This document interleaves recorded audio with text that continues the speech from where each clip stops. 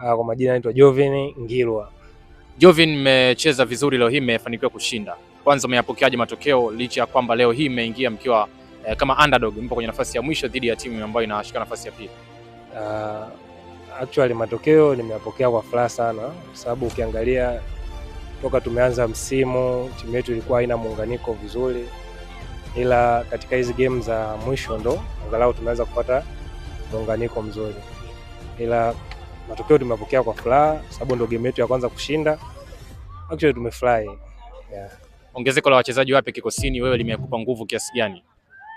Ongezeko la wachezaji wapya wametia effort kwenye timu kwa sababu ni wachezaji wenye experience, ni wachezaji wazuri.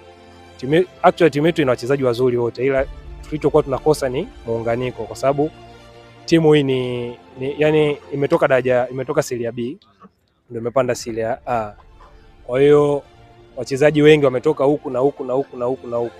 Umeona? Kwa tulikuwa tuna ile chemistry ya timu. Ila chemistry tumeanza kujenga taratibu, hatimaye unaona hata performance sasa hivi iko juu ukikompare na kipindi cha nyuma.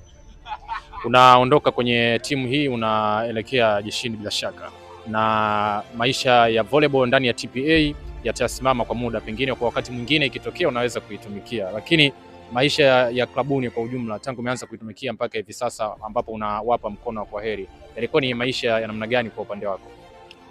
Actually maisha ya kambini ni mazuri sana kwa sababu tumeishi kama familia kwa ujumla, na nasikitika sana kwa sababu hichi ndio kipindi ambacho tulikuwa tunaanza timu kupata combination, lakini Mungu naye ametenda haki. Nimepata nafasi ya kwenda jeshini, sina namna. Ingawa roho yangu inaniuma sana kuacha timu yangu katika kipindi kigumu, sababu ndio kipindi ambacho tunaelekea katika playoff.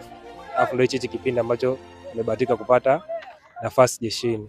Kwa hiyo kiupande wangu inaniuma sana, ila sina namna.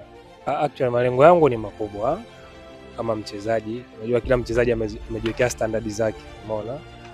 Mimi malengo yangu nilikuwa ni kucheza kabisa nje ya Tanzania, umeona? Ila sasa sema, unajua ukishaingia jeshini yani hapo ni kama umeingia katika kifungo kingine, umeona? Kwa hata kucheza nje ya nchi inakuwa ni ngumu kwa jeshi la Tanzania, umeona? Basi neno la mwisho kabisa, neno la kuwafariji mashabiki wa TPA leo hii.